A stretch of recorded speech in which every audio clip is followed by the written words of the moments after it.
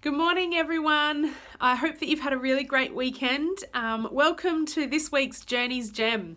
So last week and over the last couple of weeks, we have been talking about my self-care pie. So if you've missed those, just go back into the videos section on our Facebook page and you'll be able to see those there. But in a nutshell, we have looked at our physical self and our emotional and social self. And this week we're going to finish off by looking at our spiritual selves and our intellectual selves. So let me show you my self-care pie picture.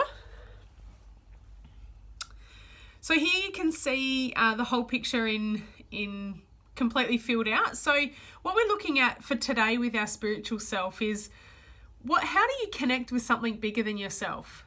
So I'm going to unpack that briefly, and then we'll also briefly look at the intellectual self as well. So our brain health and our thought life. So you can get that picture online. I'll have it posted on the email for today. So if you haven't signed up, go and check it out on journeys.com.au and you can sign up to get our emails.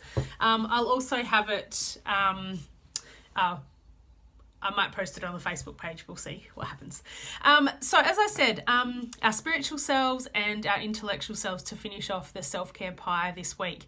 So when we look at our spiritual self, obviously that's going to be different for everyone. For me as a Christian, a big part of my spiritual health is being around other believers. It's reading the Bible, journaling, if not daily, a few times a week, for me to stay connected with Jesus. For you, it might be something completely different.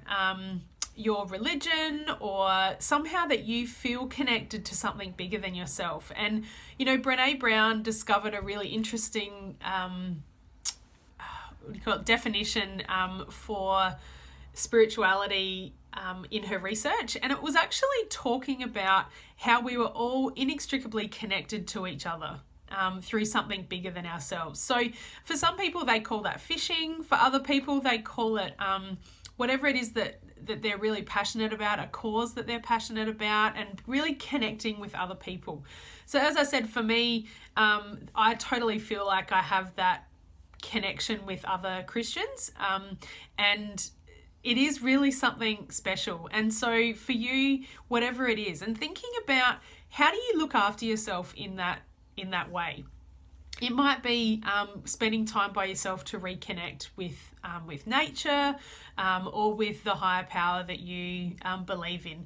Or it might be actually being with other like-minded people and making sure that you're spending time with others so that you can feel and experience that inextricable connection with other people, and that connection is what makes us connect with something bigger than ourselves. And then the other part is our intellectual self. So in this part, we're talking about our brain health.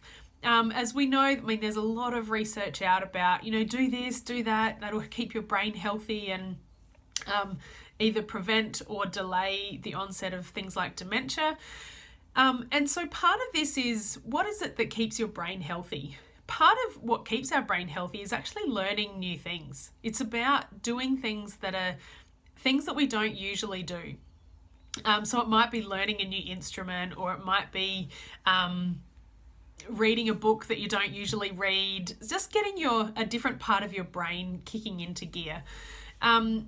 It might be doing brain teasers, playing brain games and those sorts of things. So there are a lot of different ways, and you can do more research around that as well. If you're interested, just Google brain health, and I'm sure there'll be a lot that comes up. It's also about what we eat and what we allow to come into our bodies and our minds as well. The other part of intellectual self that I like to talk about is our thought life. So thinking about how are we spending time thinking, and what sorts of things are we dwelling on and maybe meditating on? What sorts of things are we allowing to take up space in our brain and in our mind? So this can be connected with how we spend our time and what we allow in. So what sorts of TV shows we watch, or what sort of music we watch, or what sort of books that we read or magazines that we read, all those things influence how we think about the world. So my question for you today is the two areas. One is spiritual. What is it for you that you need to do to stay connected to whatever it is that is the higher power in this world for you? And ask yourself, how do I look after myself in that spiritual context? And then in our intellectual self, so asking yourself, what is it that I need to do to keep my brain healthy? So they're the two things for this week to finish off the self-care pie. I hope that's been helpful, just to think about how you can divide your life up and be able to focus on each of those areas individually around looking after yourself. So next week we will start the 4 weeks on vulnerability, and we're going to look at Brené Brown's The 4 Myths of Vulnerability. So stay healthy, keep well, and look after yourself this week. Have a great week, guys. Bye.